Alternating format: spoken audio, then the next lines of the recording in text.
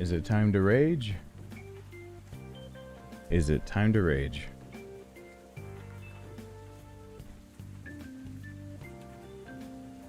It's time to plug in different headphones as I ask that question.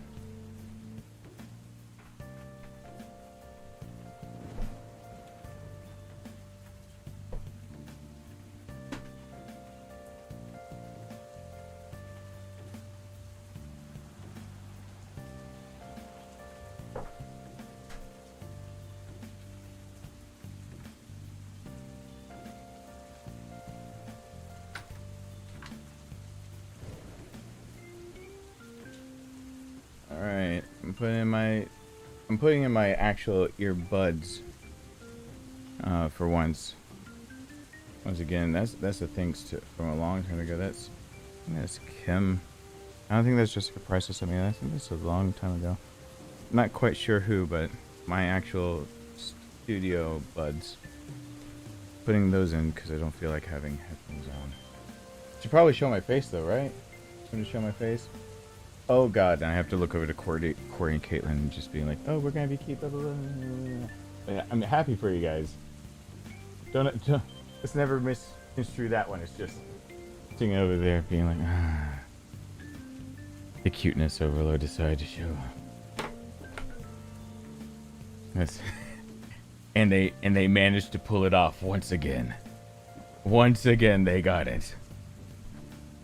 I actually, like, I think it's a community goal that everyone needs to try to band together to see if they can get in between when you guys say hi. Like, they try to time it.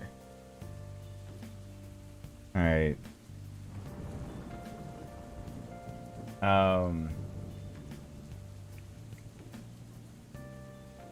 So let's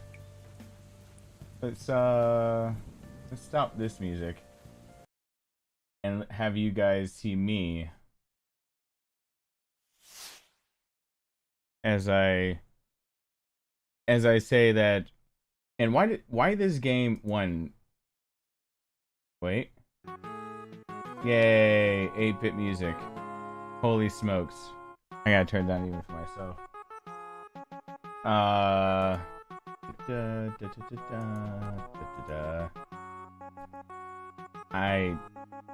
Oof.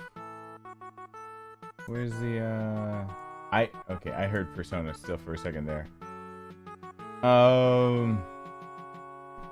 I move the camera on accident? Probably. I'm an idiot. Hey everyone. I put up a schedule of a few things. I didn't put up what I'm doing Friday because I couldn't decide to figure it out. I kind of want to just play Tactics Ogre since it was sent to me.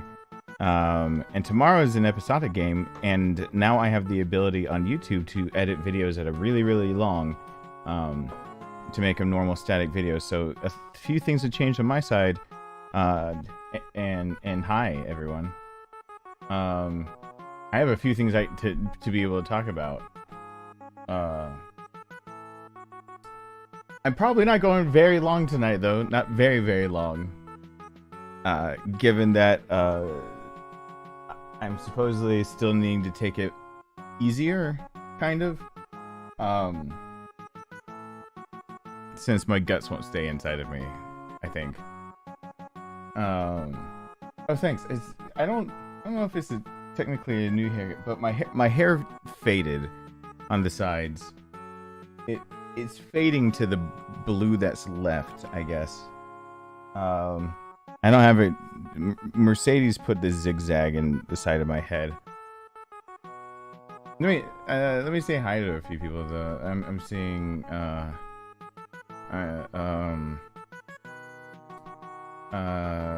let me scroll up and see some things. Why not?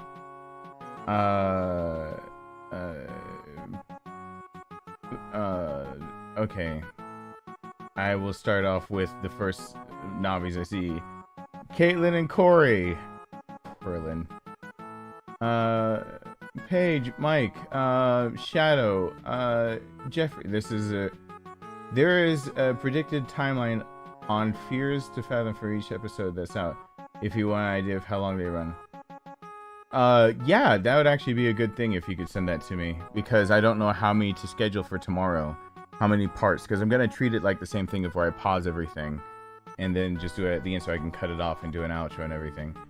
Chelsea, Pagebot, Ikoshio, Mary, Hammered Hobo, Just a Gamer, Michelle. I say it's a woozle. Hey Mary. GJD 8000.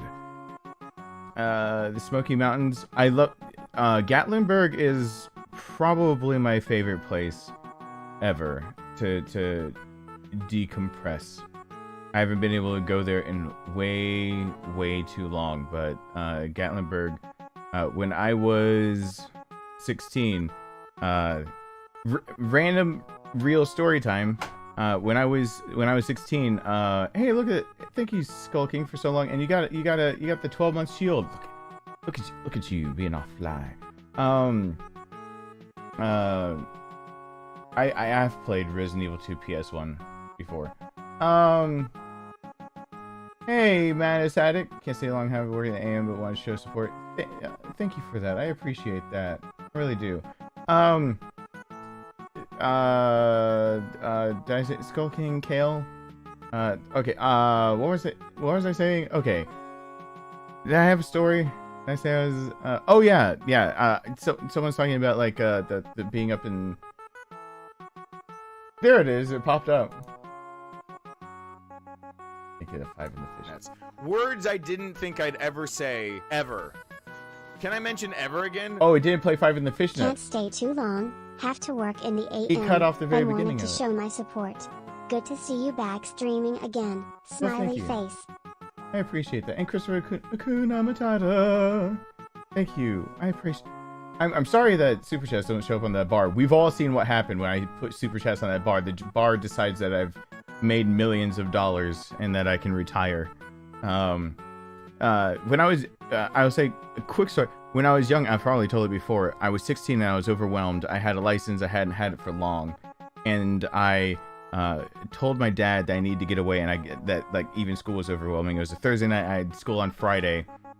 And I told him that I wanted to just go rent a hotel up in Gatlinburg, and I live down in Georgia toward Atlanta area, and because I just wanted a place that like I was overwhelmed, and he was just like, all right, you do what you gotta do, which anyone who's ever been 16 could probably tell you that their parents did not say things like that. My mom pitched a fit, and my dad is the one that talked to him and was just like, hey, like if he needs to do that, we can trust him, whatnot. So I was 16. I drove those twisty mountains. I ran out of gas and had to basically neutral my way down the mountain.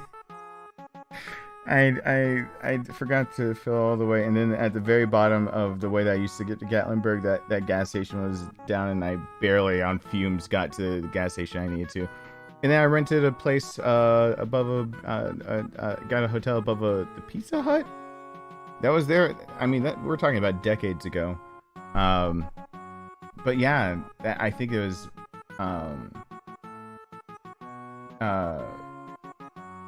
the Callisto Protocol. I actually was looking at things earlier today. The music is kind of annoying for some reason. Yeah, join my pain. I am So we're gonna get into this. I can tell stories of what's happened. God, my guts are literally coming out, and even trying to just vote today turned into a thing. Legend has it there is a smoking hot babe at the top. ... Is that really just how we're opening up? We're just doing that? You have heard the legend too. So you're gonna get that babe, right? Go on then. Get up there. Get it up. Alright. Oh, okay. Uh-oh. So I can do little hops. Wait. Uh-oh. I am scared of this. Hey, Akoshio. Thank you for continuing support. And Christopher Kunamatana. Wanted to drop by and wish everyone a good evening. Did you see the 2 games from Amazon Wishlist? I did. And thank you, Christopher Kunamatana. In fact, I have those games here, and I really actually want to play Tactics Ogre because I'm thinking about playing that Friday. But I think I'm going to end up having to play Resident Evil because YouTube and I talked, and that's just gonna have to happen. Oh well. Okay, so I have different levels of jumpage. Apparently, yeah, I can tell stories while I play this game. Oh God. Okay, I see. Okay, I'm already seeing that there's an issue. I'm already seeing there is gonna be an issue with this game, isn't there? This is not gonna be. Uh-oh. Okay.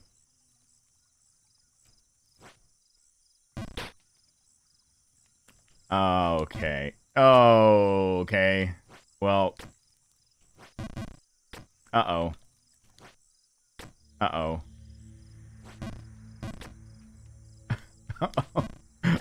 Oh no. Oh God. Okay.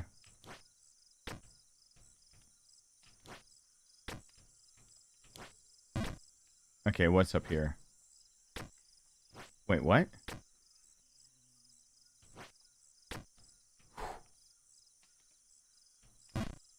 No. Oh God. Oh. No, no!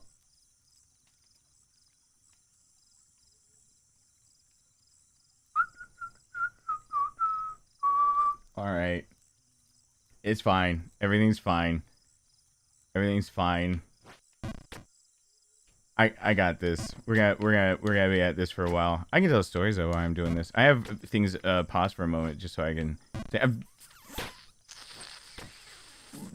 I caught a fairy the other day.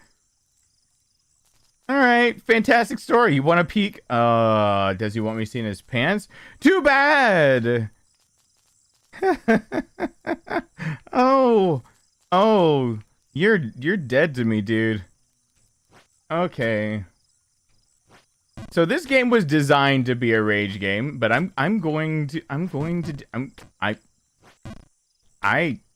will do well. I will do a thing. I will do it, and I'll do it well somehow.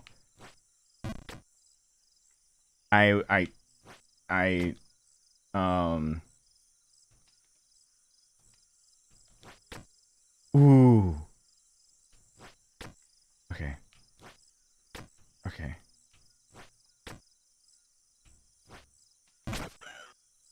Okay. Who boy? Uh-oh. No! There's a nice and safe place just above the tree. Okay,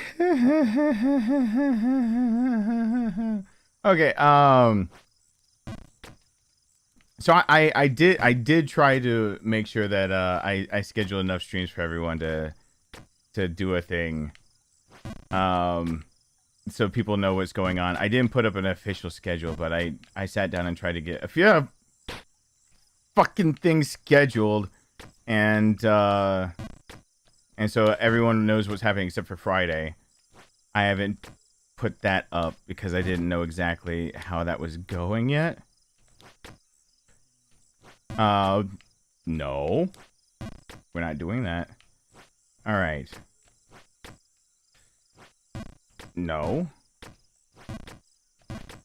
No. No. I have to just get the hang of it. It's fine. It's fucking fine. Unlike you, I learned from my mistake. Can I teabag him? I never tried again. Oh. Alright. I gotta get to a point where it... Oh, wrong way to jump. I went and voted today. I did a thing. I'm not gonna get political. I will say that someone was having a medical issue that it's on my mind. So if I bring it up on accident, I'm sorry, but I had to go into being the paramedic type person. I had to do that earlier, so my mind is kind of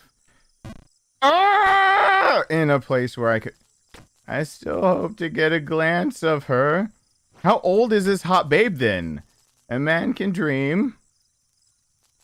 Like, how old is the smoking hot ba- Is she just encased in, like, what? If he... No. Ha.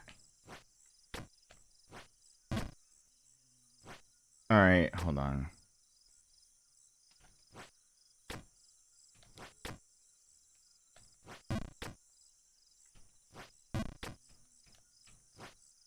Okay, I got this.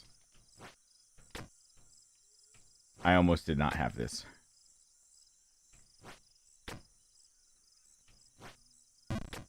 Okay.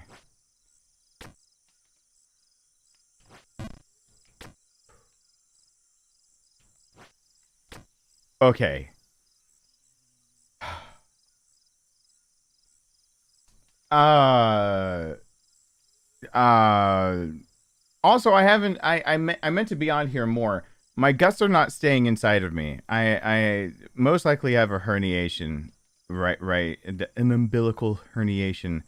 But I did the dumb thing and didn't go to the doctor, and I just pushed my insides back in. I have gone to the doctor since, but I pushed my insides back in. That was really painful because fuck. Whoops, I don't want Rowan to necessarily hear me. Rowan is here. No. I didn't. I don't think I pressed that. I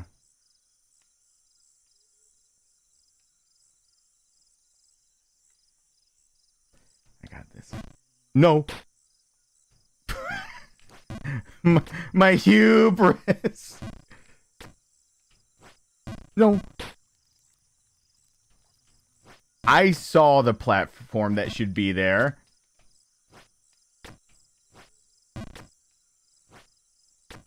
Okay.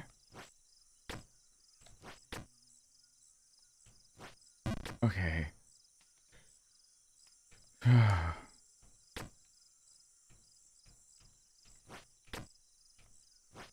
No, no, no, no! I didn't hold it down that long. Stop.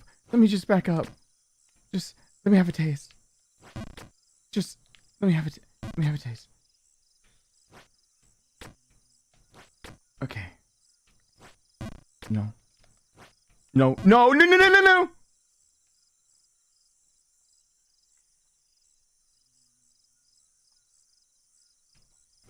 Well, there's something that can be done about mine. I actually what I ended up doing. One, I'm trying to wait to the new year because I don't have the money to go get it fixed right now. Just to be honest, I don't have the money to risk paying a deductible and then having the new year run over and needing more health care, and then having to pay another deductible. I can't, and so I'm trying to even just find a CT that would work. I'll give you another go. No, shut up. Right. Just, I don't care. Nope. Alright. It's fine.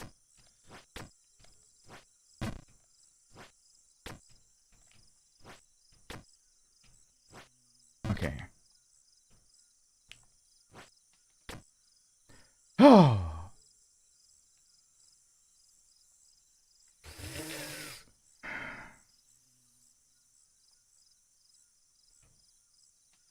Everything's fine.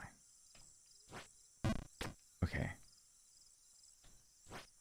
No, no. Okay. It's fine. It's fine. Do I have to do the short hop or something? Ah, haha. I had to do the short hop. Okay, what's up here? Are you kidding me? I can't see what's up there. Oh, no. Oh. Oh, God, help me. No!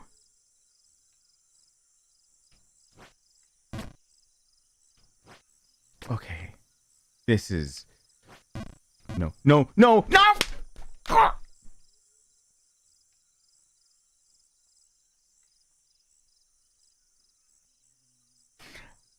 I knew what I was getting into. It's fine. You know what though? Fuck. I heard about this game and I really thought that people were being bullshit when they talked about that this was a hard game, rage game, blah blah blah. I'm starting to realize now that that might actually have been the truth. Are you kidding me? I'm going to have fun at this game. We're gonna have a good time, and I'm gonna have fun. I'm gonna have fun. I'm gonna jump from platform to platform and just have fun. So much fun. Just gonna have so much fun. Just so much fun. Come on, I'm digging into this controller already. Okay. No. I want to be able to say things as I go along. Hey, BJ, what's going on? Okay. All right, and it's here, and now we're back here. Okay. No, you don't. Okay. And then the short hop. No. Short hop, I thought did it before. No. I appreciate this, the support, the continued support, Darkstar.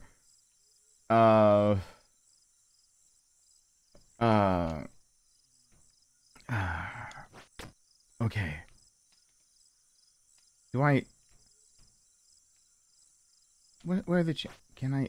Yeah. No. Wait, there shouldn't be any like loss for this one, should there? What if I? Nope.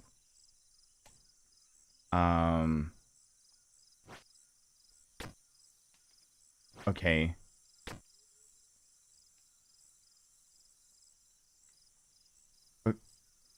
Okay.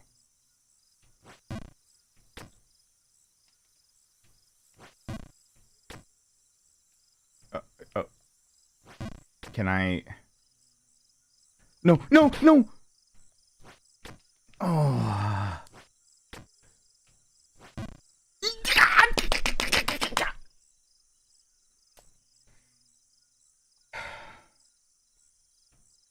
So anyway, I did have to have help pushing my inside. So okay, I'm still having to get used to trying to eat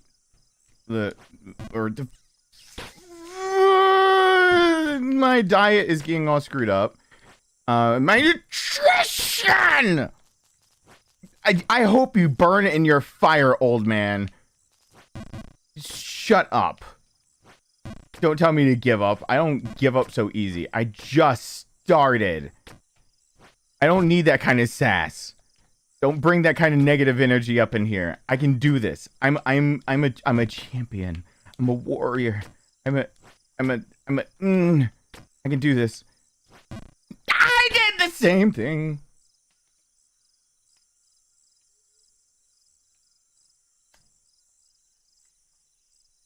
I got this. No, I got this. It's fine. No, it was I towards Thanksgiving. My my guts just felt bad, and I didn't know what was going on. I thought it was because I was trying to eat solid food since my parents were there, Rowan was there, and everything. And I was trying to be like polite, and I thought that was it. But then I really realized that it was actually I was actually really hurt, and trying to figure out all of that of being actually hurt. I did something to Rowan on accident. Like Rowan has a little bit of like emotional damage about right now because I had to look straight at him. The cart bumped into my stomach while I was going through through Publix rather, right after my parents left my house, and it bumped into my stomach and it hurt really bad, and like at a point that it was hurting more than it should. I looked down, there's the size of a golf ball lump sitting right above my belly button. And I told Rowan, yay! And I told Rowan, like, don't freak out, but I think we have to go to the hospital. We're probably gonna have to. And so Rowan had to sit there with me, just being like, his dad being like, hey, you know, don't freak out, but, you know, stuff's happening. No, no, no, no, no! So that was fun. And then instead, I just got help pushing it all back in. I went to the doctor, and he told me, I thought I had an impaction, actually. I thought the lump was because being celiac and having eaten any gluten, and that basically I finally done goofed. I finally done run into my like the, well, this is the life ender. This is the one that, you know, if I calculate it wrong and I unblock my own blockage, I'm gonna sit here and poison myself and die on accident. Well, oops. In reality, when I saw my doctor and everything, and we talked about what happened, yes, I probably had a minor blockage, but that's not the big thing that I cleared. Oh no. Most likely what happened was that I've been going through the stages of starvation, which is really weird for someone that doesn't look like they're starving, I have to say, but because I'm not getting enough nutrients consistently, I'm starting to go through some of it, which one of them is that you make a fatty type tissue underneath the muscle that is going away on me, but it's there underneath, so it's a weird thing to try to describe and everything. And what he supposes actually happened is that what I pushed back into me was that this tissue that starts forming to try to retain all the water possible, and it also is basically you're filling anything that's there, anything that can be turned to fat, your body can turn to that, is retaining all the water you can, so while you're going through something that your body feels like could be deadly, to retain as much nutrition as possible. That when it ruptured, or that in part helping it rupture, it just all exploded out. So that it was intestine and food trying to get through intestine, and also this like layer of this like liquidy but bulbous, and he's like, and it would have been incredibly painful. And I was like, oh yeah, it was like incredibly painful, and I pushed it back in. Like, and then my response to it was just to push it back in. No. No. Are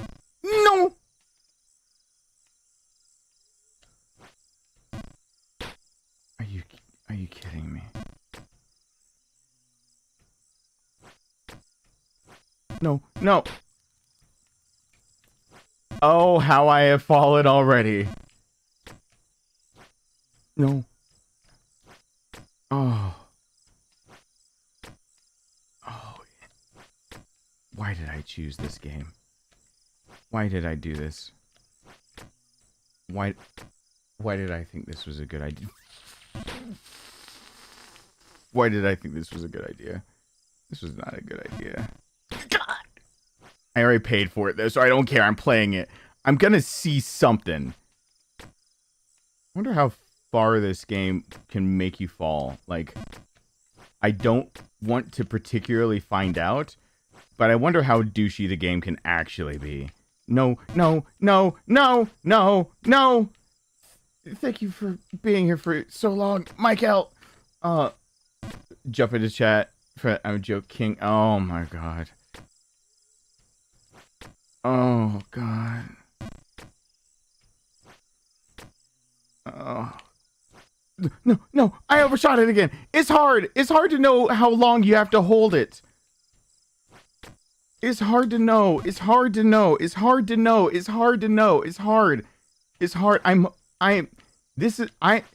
hard. I'm not hard. I don't know what that has to do with anything. I just wanted you guys to know, apparently, about the status of my flaccidity or lack thereof, apparently. Okay. Oh. Okay, I got this, though, but look, oh. Okay. Is it like a mid-jump? Okay.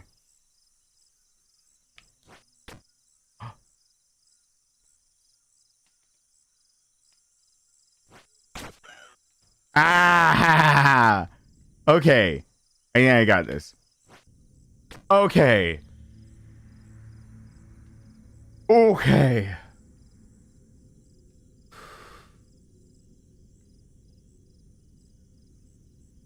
So I hope you guys are having a good night. Look at where I got. I'm in the next level part. I'm in the next.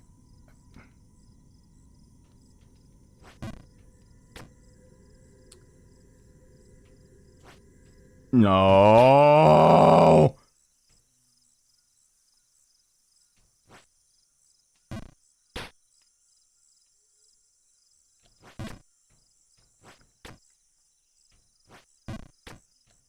Oh. Having to guesstimate how much to hold it down every time is just torture. Okay, I did it though. So I know that I can get over there at least. Okay. Now, how long did I hold it down to do that one jump? Was it like a mid jump? Was it like a... Oh. No, no. You don't have to do me dirty. You don't have to do me dirty. Come on, game. Come on, come on, come on, come on. Just let me be back where I was. I was just there. Everyone saw it. I was just there. That's all I want. I just want to be back where I was just a second ago. It's no big deal.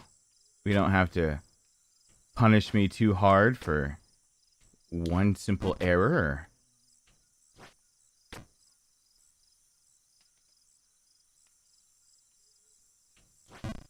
No, no, no! Oh,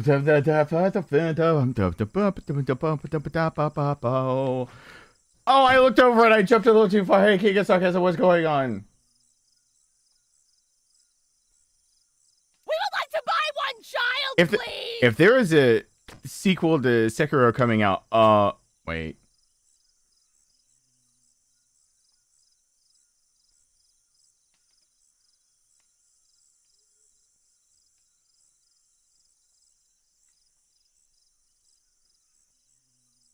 I'm gonna need someone to fact check the validity of there being a sequel to Sekiro coming out, because that word I said in my head first, and I'm afraid no. I don't. Why would the game be announced so early on then? Why would it be announced so early on?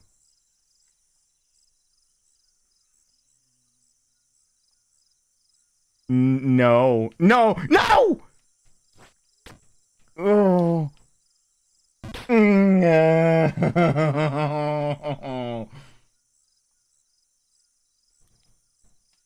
I got this. Okay, no, it's fine. It's fine. It's fine. It's fine. Everything's fine. Everything's fine. Everything's fine. Everything's fuck! It's fucking fine. It's fine. Everything's fine. If you say anything to me, you douche and a half, just go to sleep. The sewers are so clean. Oh, but my mind is in the gutter of life. You could probably even do whatever. I don't care. I don't care what you have to say. I just want to get back to where I was. I was in a better place than here. I mean, I think hell is a better place than here. What possessed me to buy this game?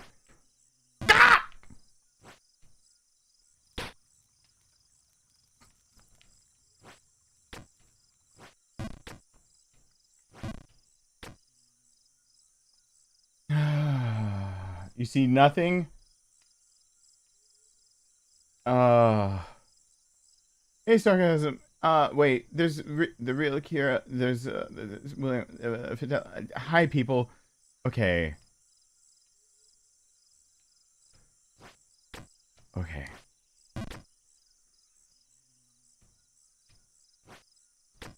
But there's a babe up top, so I can't fucking give up. Because there's a babe at top.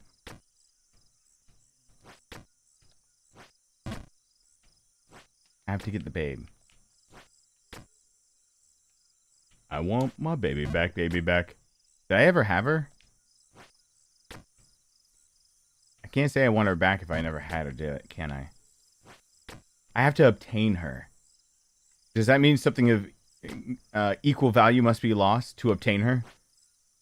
We gonna go Full Metal Alchemist rules on this? No.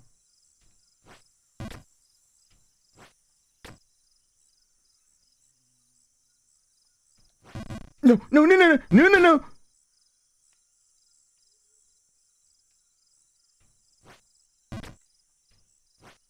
How did I make that jump? I've forgotten completely. How did I make that? How long did I press a button? Okay.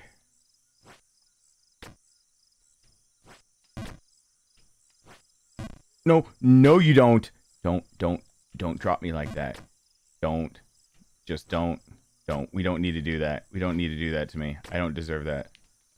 I didn't do anything. No, no. No! Son of... No. Okay.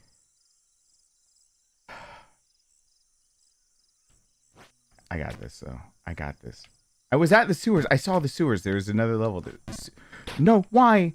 But that's the jump I've done all the time over there. We would like to buy one That's the child, song. please. I'm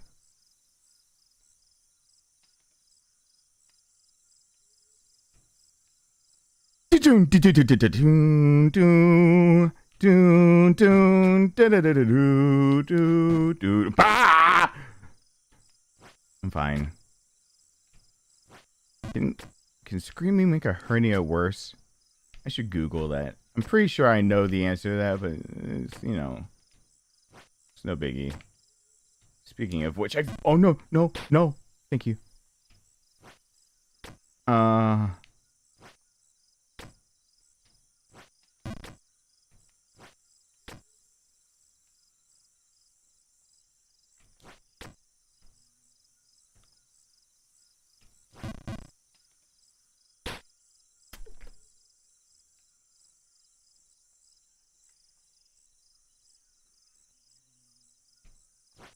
No. Okay. I got this. I've got to get back just to where I was at least.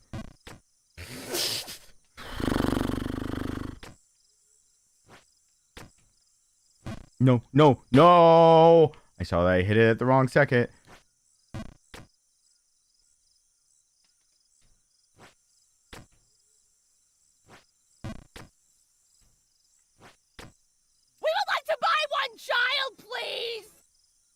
Yes, sarcasm. I've tried jumping. Hello, Stacy.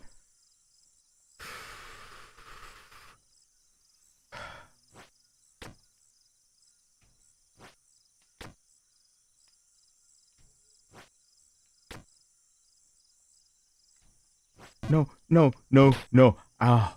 Ooh. Ooh. I was pointed the wrong way. Ah. I had to make a pimp decision real fast. Okay. No, I got this. I can do this. I can do this. Mid jump. Right. No. No, no, no, no, no. Mid jump is... These okay.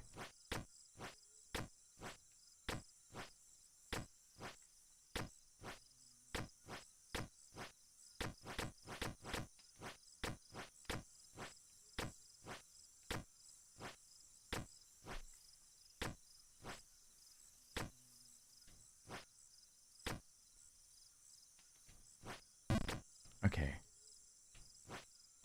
No. No. Oh, come on. Just...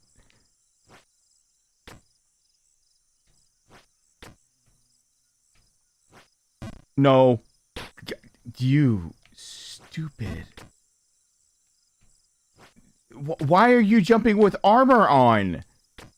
Why doesn't he have, like, a kangaroo leg thing going on? Why would he do this? This is no way to get the babe. Oh, I thought it was going to send me back to the beginning. No. I don't want that. I just want to do this. Do, do, do, do, do, do, do, do. No. No. I don't remember how I did the jumps. I jumped over that one platform and it worked really well. And I did a single jump to get to where the crow was. No. Oh my god. Okay. Okay. I didn't know that it would, like, vary so much. Oh my god. No, no, no, no, no, no, no, no! Oh, Sticker 2 is rumored to be announced. Usually I'm much smarter than the This things is that I the say. Game Awards. Usually much smarter than the things Oh, that I say. sarcasm got... Riddle, what is something that most men have but Steven does not? The answer is a manly scream. Oh my god. I wish I had more... I was born with 3 extra fingers so I could just flip you off that harder. Has to be an odd number of fingers I was born with more. Even. 2 extra. I need 2 extra. Yeah, to surround so I can give you the triple bird. I need that. Oh. Ah.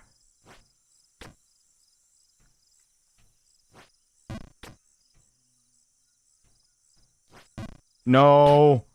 Don't keep making the same mistakes. I got 1. I got 3. Can I get a 5? Can I get a 5? Oh, 5 those in the donations business, are 5 gonna in the screw business. me Can I up get a 5 so in the business? bad. Can I get a 5 in I the just business? realized. Words I didn't think I'd ever say, ever. Can I mention ever again? No. No. I keep forgetting that those can be... the donations are just set as they play right now this time. So... I also heard the original Mega Side is being announced. Yeah, it should be. I think that's being remade. I believe I knew that one. Huh. Okay.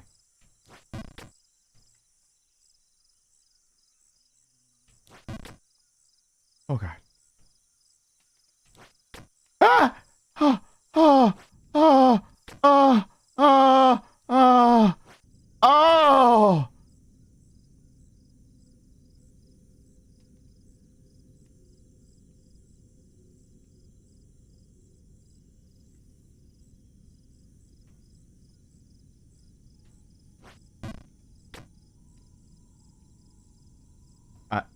I don't...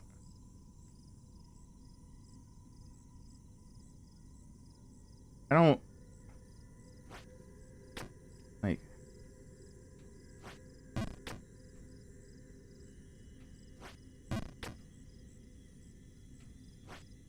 There we go. Oh! Thank you, Raven. I appreciate that. Okay. I gotta...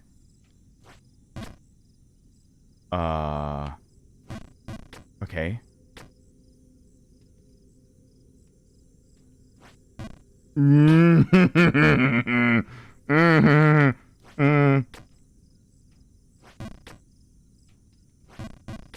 Okay. Okay, Usually I got I'm this. much smarter than Thank the you, things Stacey. that I say. Usually much smarter than the things that I say. Donations? Mess you up? No. It won't be that hard. Just stop talking. You said hard. Start the game over? No. We are not starting the game over for any... Oh my god, is that a slip and slide? Can this thing make me slip and slide back to the beginning? This is a douche game. Oh, that's some douche design. Thank you, Stacy. Thank you, everyone. I appreciate it. Oh, god. Okay. Mid jump?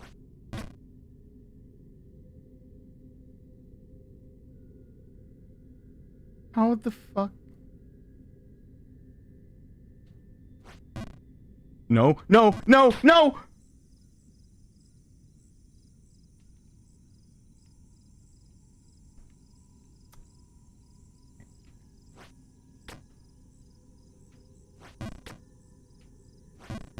Okay. Nope. Nope.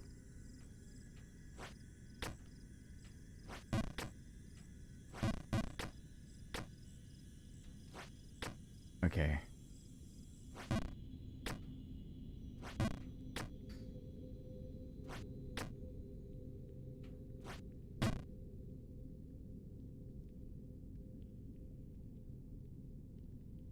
How the fuck do I get to you?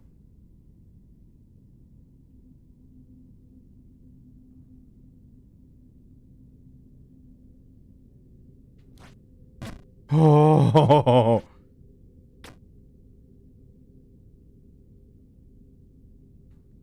Wait.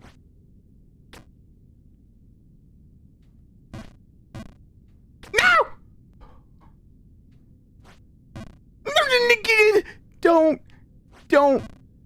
Don't. Okay. Come on. Oh. Okay.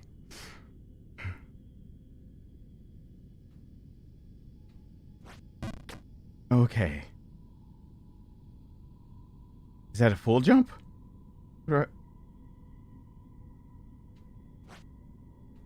Oh. No!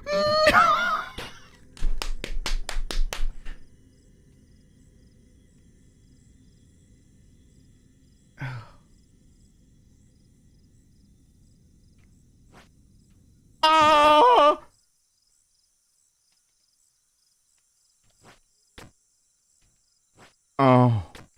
Oh. Oh.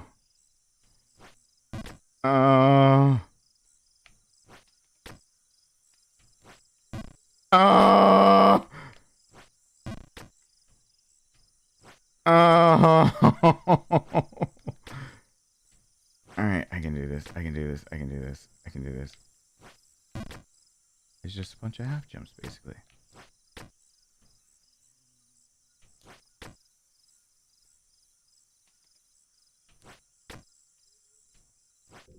Alright, we're back. Nope. Okay. Alright. Okay. Nope.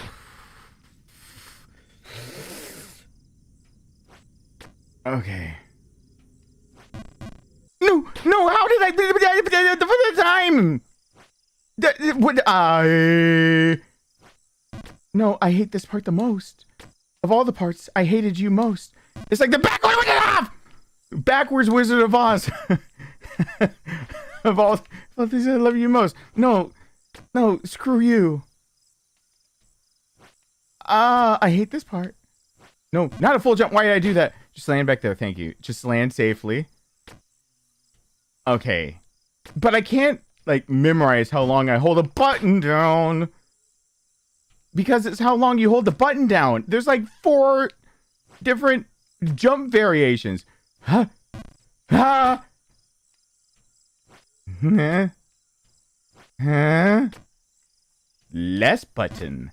Less button. I almost choked on spit. I was on it and I jumped off it and I didn't mean to. And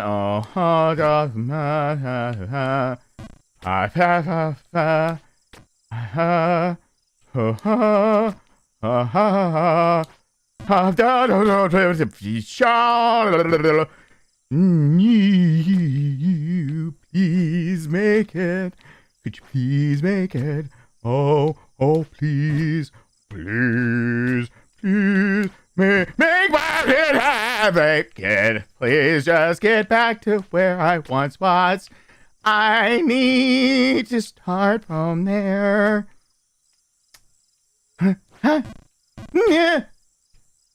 I swear I'm doing the same button link press jump thing with the every time I feel like I did died. I will get back there. I honestly thought, since I don't really rage at games, this would be... I usually am much smarter than the things that I say. Usually much smarter than the things that I say. Where is Super Mario Bros. 2 Luigi when you need him for these jumps?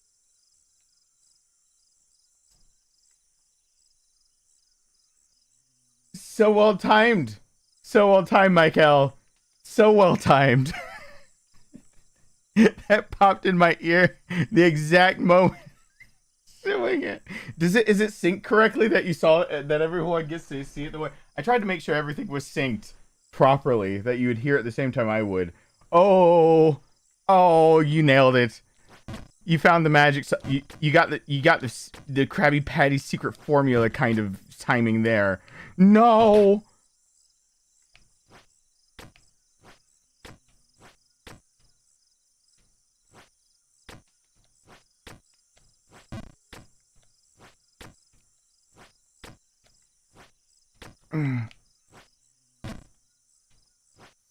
Okay.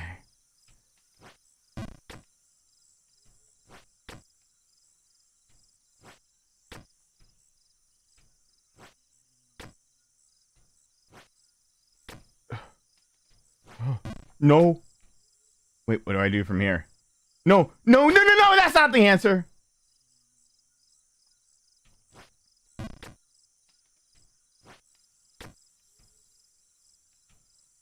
I got this. How long have I been at this? I've been at this already long enough for at least one aneurysm. It should be. Shut up, watch. Don't tell me to stand. I don't feel like standing yet. I should probably stand. Okay. Instinct. No! Instinct's wrong! Fuck you, instinct! Should I just do a normal jump? Do I just normal jump that? Okay, so this one's like, ha! And this one's like, ha! But then, is this one, ha? Nope, it is not.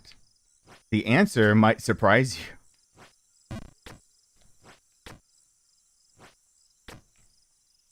Okay. Like a half jump.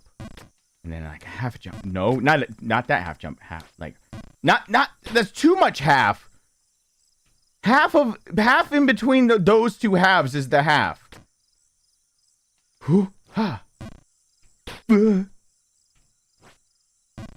Why didn't I do? Oh.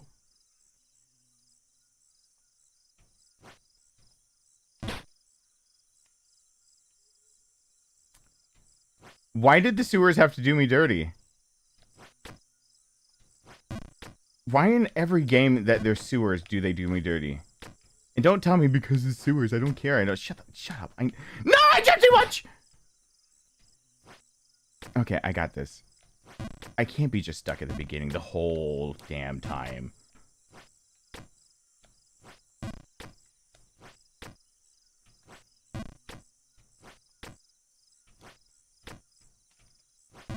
No. Head was too far over. This dude has a big head because he won't take off his helmet because it makes no doubt.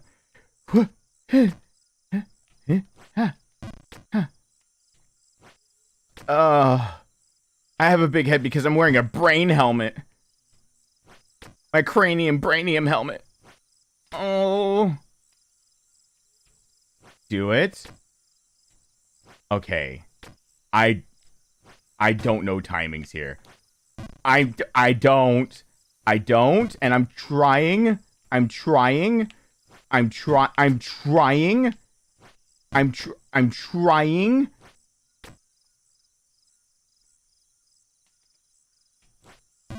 No!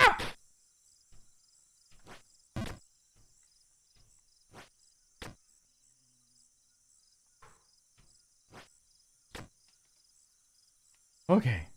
No. I have to make this interesting. Someone give me something to talk. Someone give me a subject to talk about. I have to be an entertainer while I do this. Otherwise, people won't want to watch this, because this is some garbage. I'll look over there in a second. Hold on.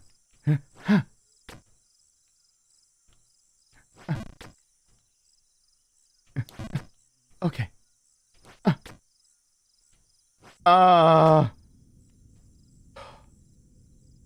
Sewer. Do not overjump that!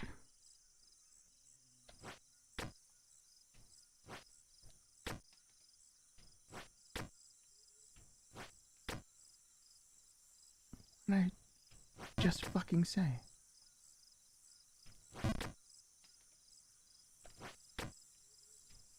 I said don't. Okay. No. Okay. No, no, no, no, no, no, no, no. Oh, the dread of just falling all the way back down is real. I don't want to go all the way back down. Oh. It's always there that it could happen. I just want to get back. I want to try that one. How do I even try that part if I can't get to that part? Oh, oh, oh. Oh. Oh, rectal bleeding. Oh. Anal probe! Come on, please. Oh.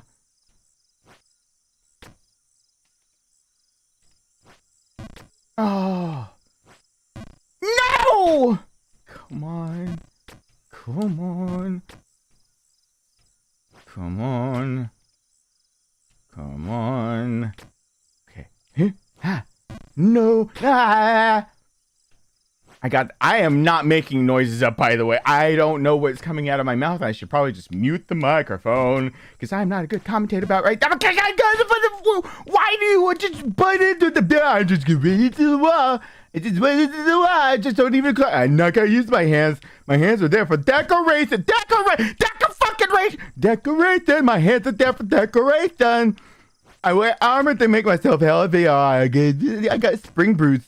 Samus let me use them. I'm using Samus spring boots. I'm not gonna use her grapple technique. No. This guy has no idea what foreplay is because he can't use his hands. He doesn't. And he's got a helmet covering up, so you know the rest of that. So it's just foot fetish all the way for him. That's all you're getting out of him. He doesn't deserve the babe. All right.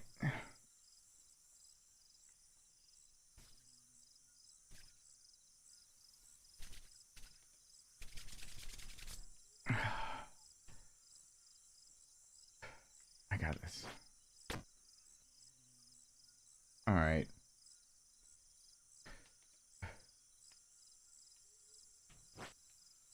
Just gotta zen. I was gonna say he's got just gotta be calm. Steez. Okay. How long do I press the button? It feels like it's different every damn time.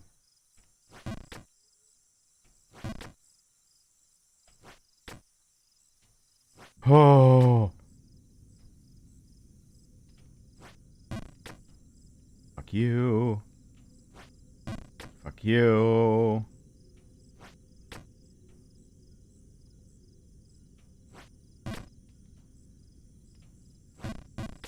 Okay.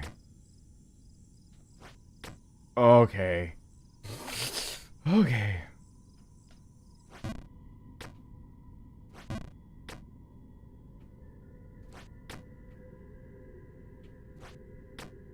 Ooh. No.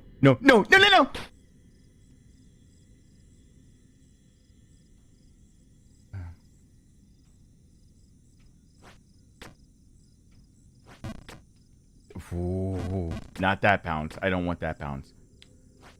No. Fuck.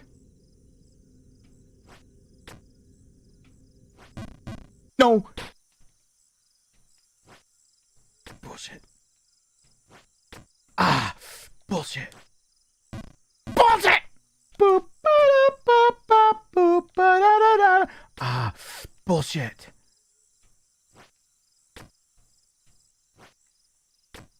Ah.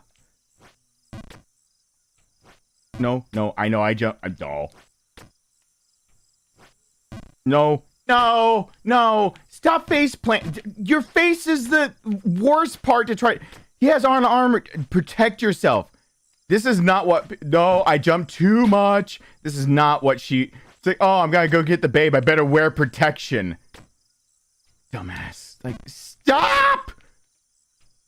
You would have so much more agility if you just didn't have the armor. Who even... Just because she's up there doesn't mean she's down for a good time. She doesn't want it from you. She doesn't even want it from you. Where's your sword? You don't even have your sword on you. What are you gonna unsheath?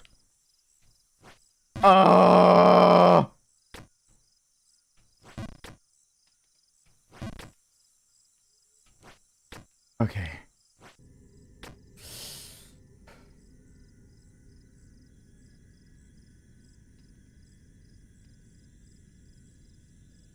I'm back here.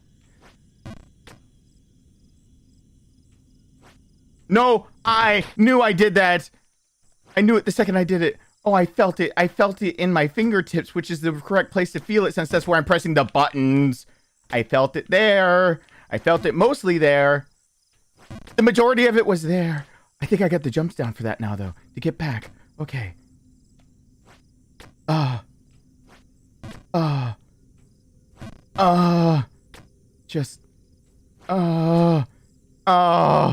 Yeah, no.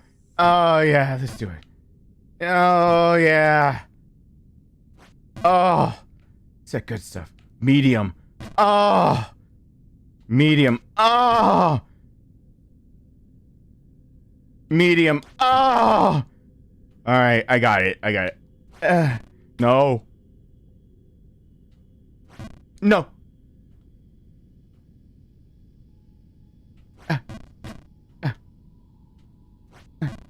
Okay.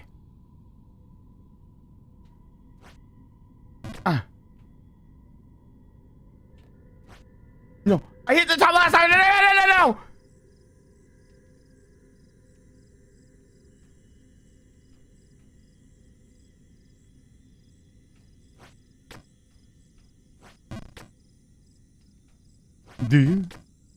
And then I go, and then I go, and then I go, and then I go, and I go, medium, no, and then I go, medium, and then I go, wow, no, and then I go, wow, you, and then I go, wee, but then I can't do the same going the other way, unless I start from like here. Then I go, woo, yeah, that's it. That's the good stuff. Okay. All right. I just couldn't do from the, what the fuck you. I just couldn't do from the thing. Oh, this is garbage. Oh, this is garbage.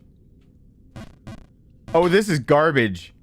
Oh, I know what's coming now. I'm about to slip and slide back down to Pity Town. Oh, no. I don't. No.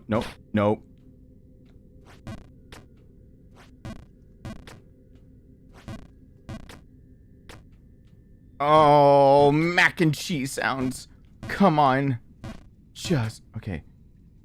But I don't want to do it the other. Yeah. Okay. No. I'm scared.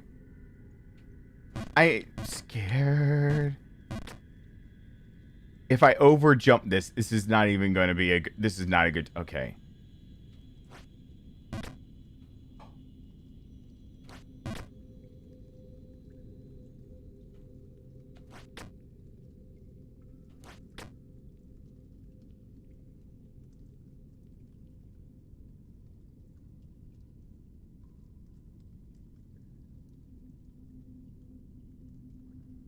Okay, I have to think about this. I don't think I can bounce off the wall. It wasn't working over there. Okay, hold on.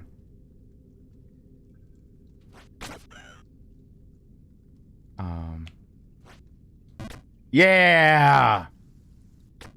Oh.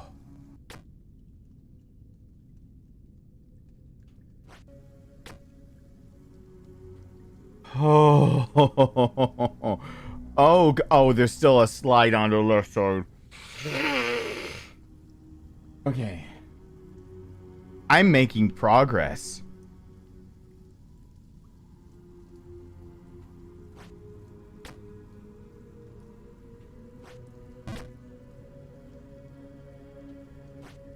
No, no, no!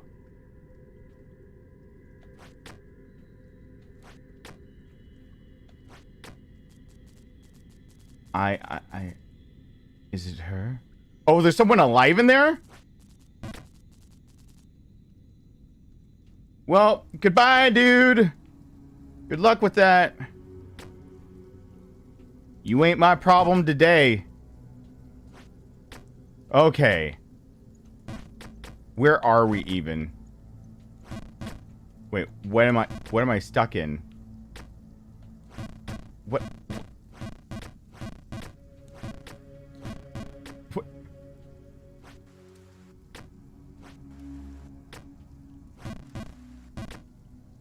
What? Okay.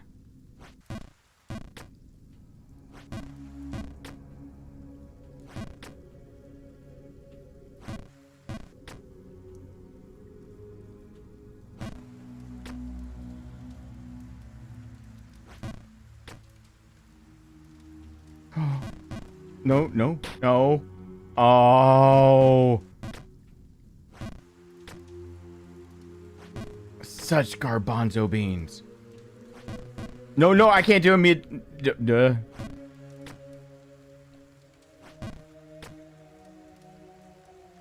How about this way? No, it's just worse. It's the same thing, but worse. Okay. Oh no.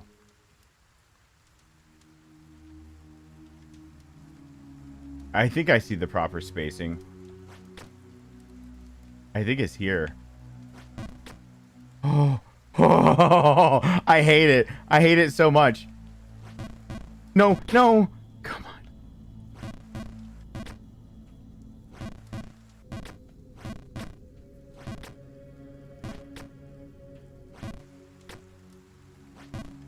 Oh, why did I pay for this game?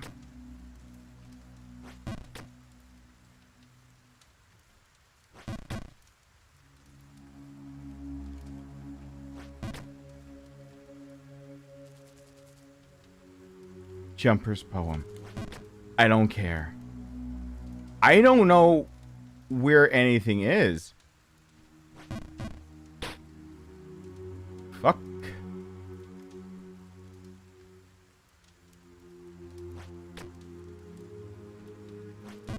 Okay.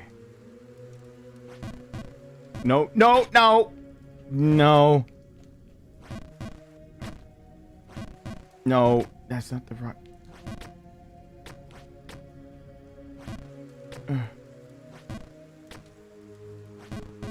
No, no, no, no.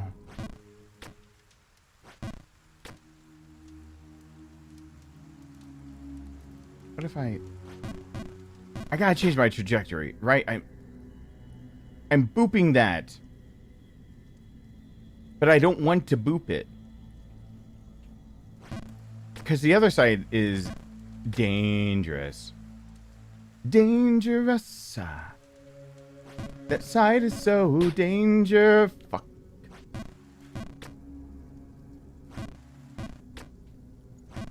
Come on.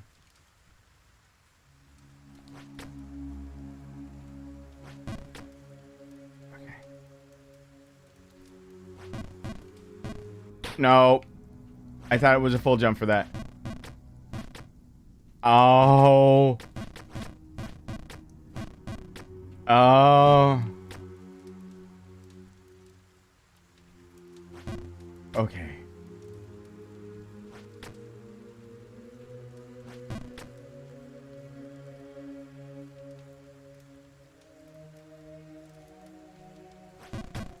Okay.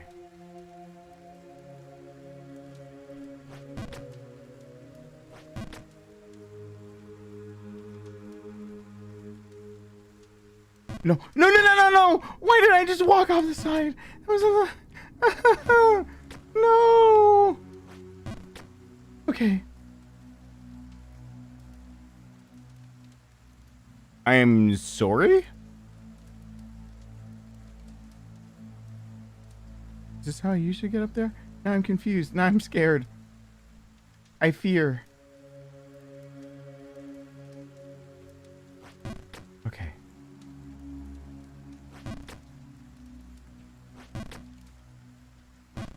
No. Ah.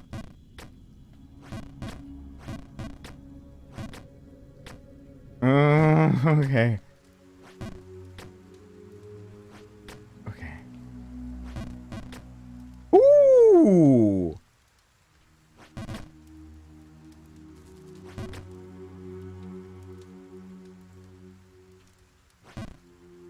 Ah! Yes.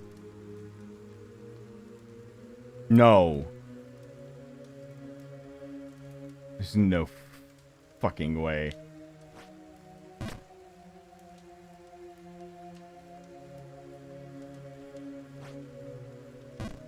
They knew I'd do it! They knew I'd do that. They knew it. They knew it. They knew it. Alright, hold on. No! Damn it. These maniacal bastards. They knew. No! They knew.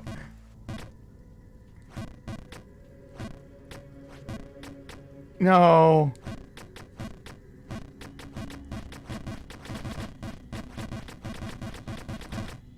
Alright, I got it out of my system. No, I didn't. Okay.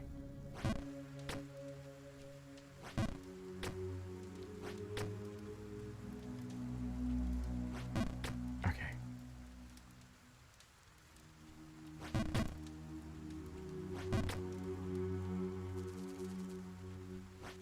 Don't give a shit about your poem. Oh.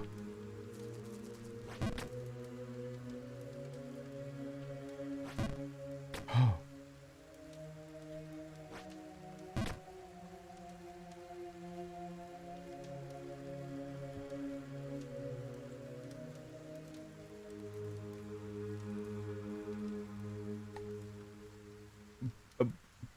But how? But how? But how?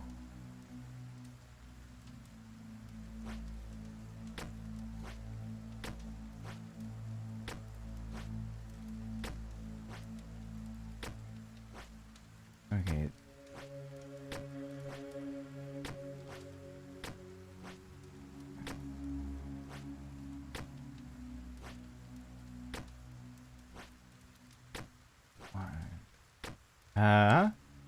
Do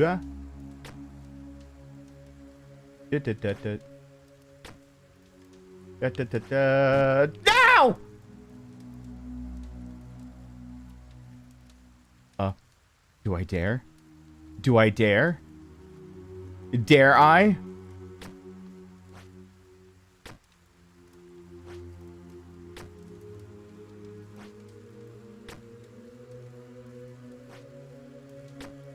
I don't think that's the right move.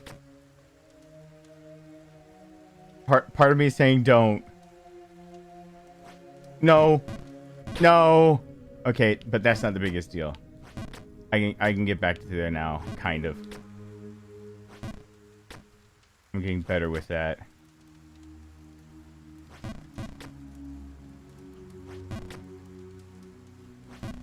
No, I spoke too soon. Okay.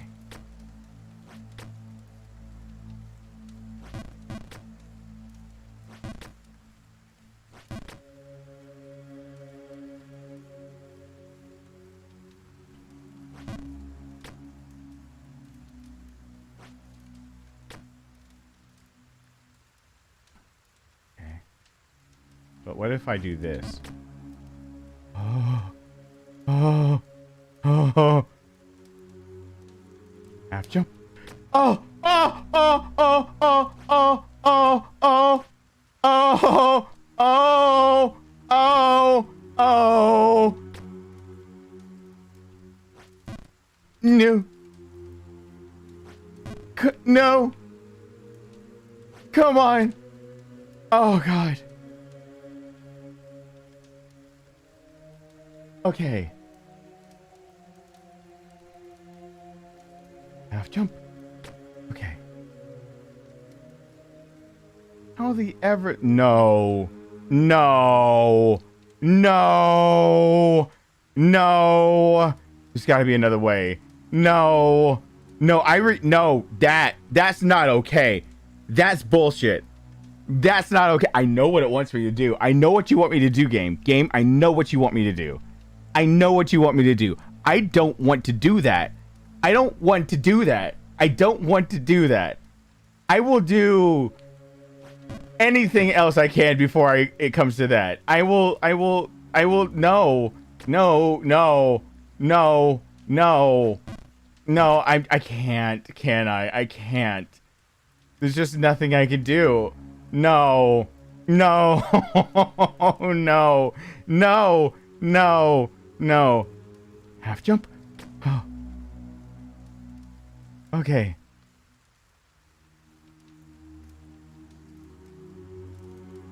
Half jump. Ah, at least I'm still in the castle. Go.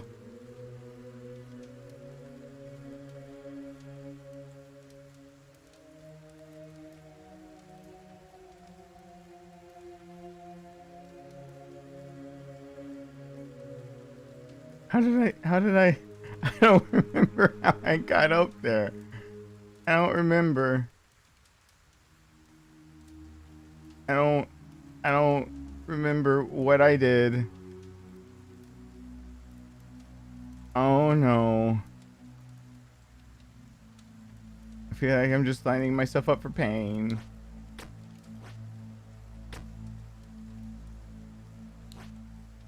Ah. Okay. Okay. Okay. This is some tomfoolery.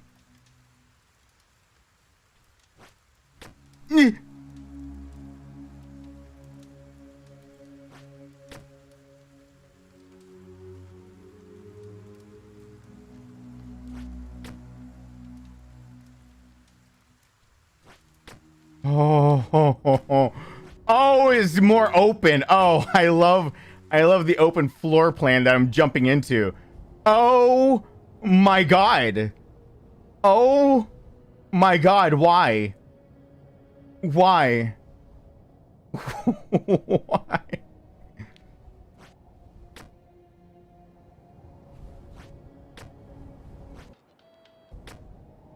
No.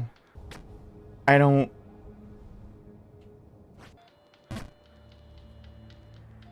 Are you fucking kidding me? Greetings! These boots are fit for a legendary hero! Crafted by Distinguished Master. With these, you'll get to that babe in no time. Since I like you, I'll cut you a deal. For only 1 measly gold, they're yours. You mean the gold that I passed up?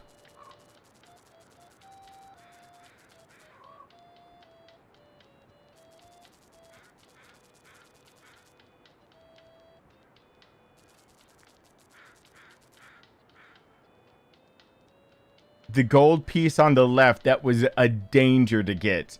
You're telling me I have to get that to get... Okay. You know what? Go fuck yourself.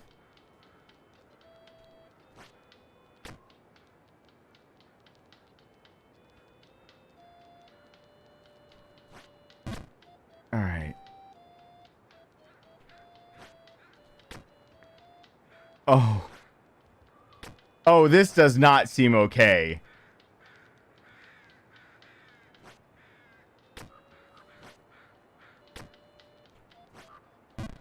No! Ooh. Ooh.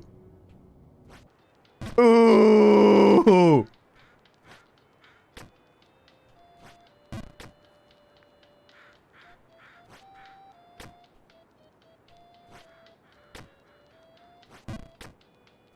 Wait, are you kidding?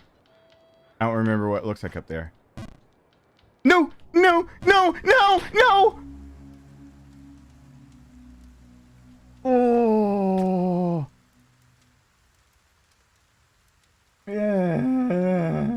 Oh, oh,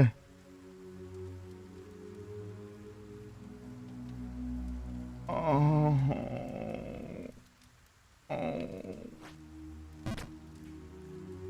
It jump. It jump. Boink jump. Mid jump, kind of. No!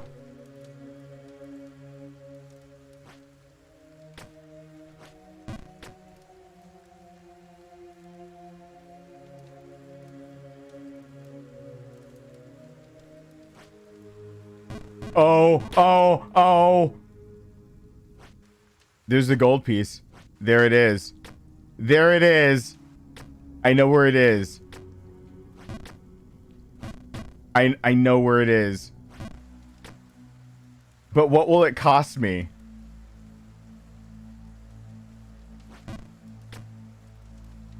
This is one of those and what did it cost you everything moments, isn't it?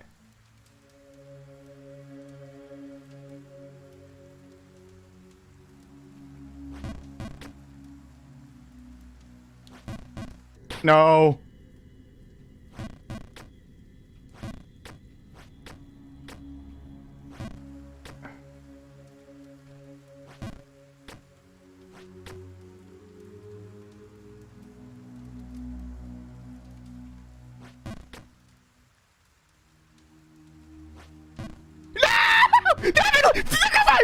Fuck that ledge! That ledge knows it's there. It was there for that reason.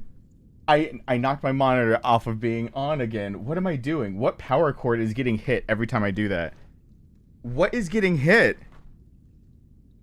I don't know, but I keep knocking my monitor out from being like on. Oh.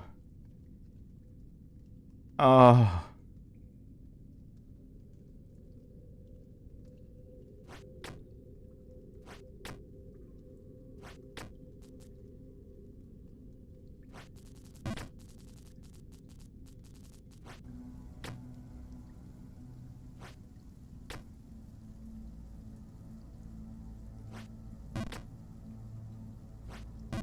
No, no, no, no. No, no, no, no, no. Yeah.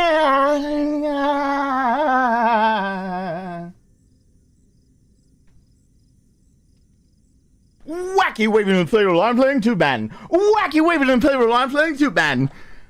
All right. Oh.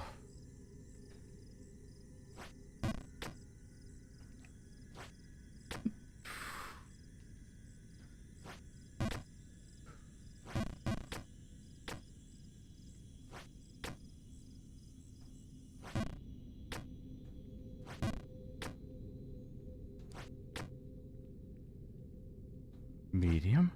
No. Medium? No. Large. Large. Large. Stars. Large. It's a blue.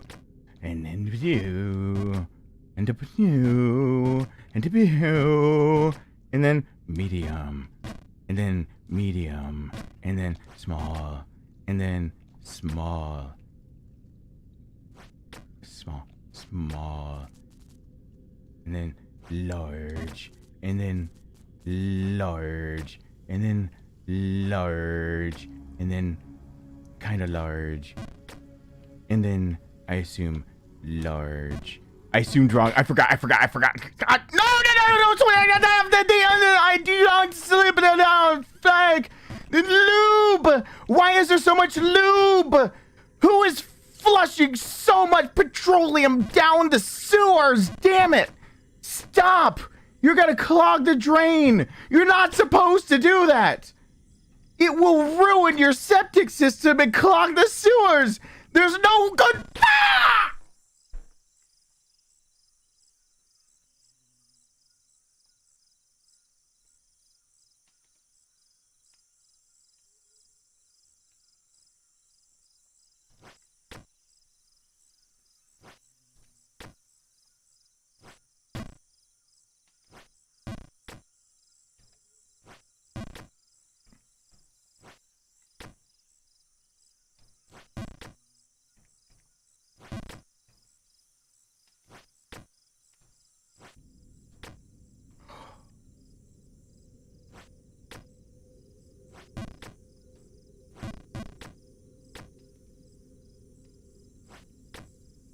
Oh.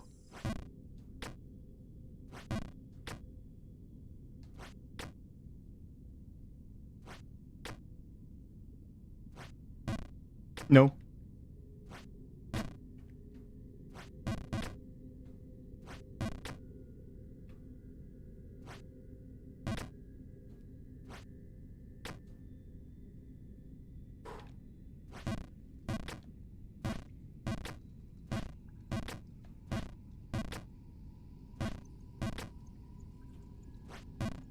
No.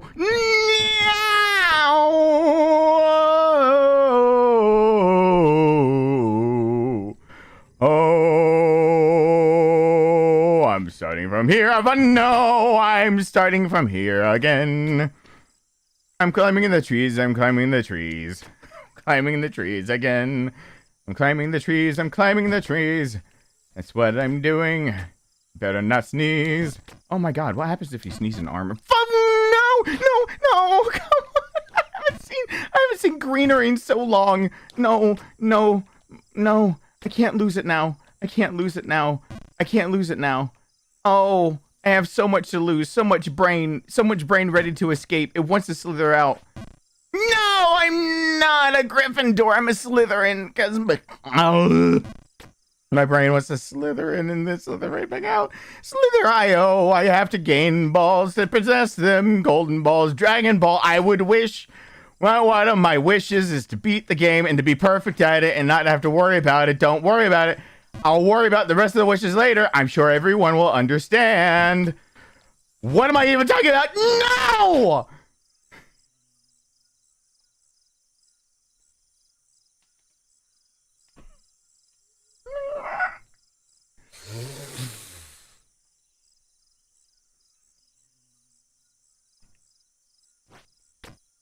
I'm just...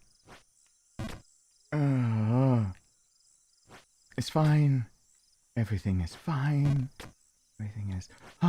No! But I did a short jump. I did the blip. You said I didn't do the blip. I did the blip. I went blip. And then you said I went boop. When I went blip, I should have just done blip. And you said I'd been blip blop. I didn't go blip blop. Skip up. I'm the splat man. Skip it up it up. Oh, all right. No.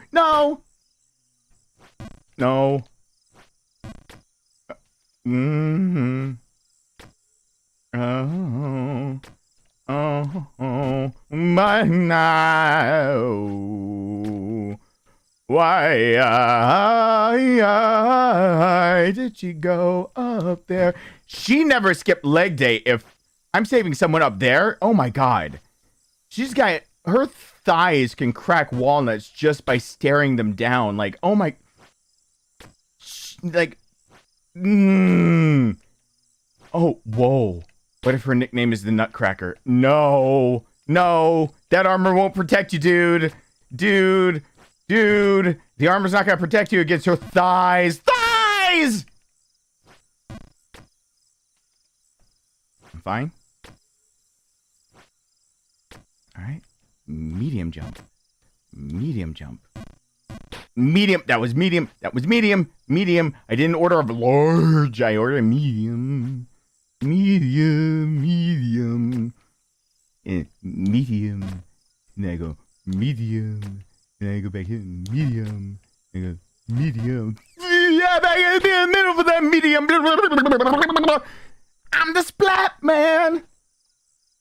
No, I did large. No. Don't penalize me. No. Ha. No. Ha.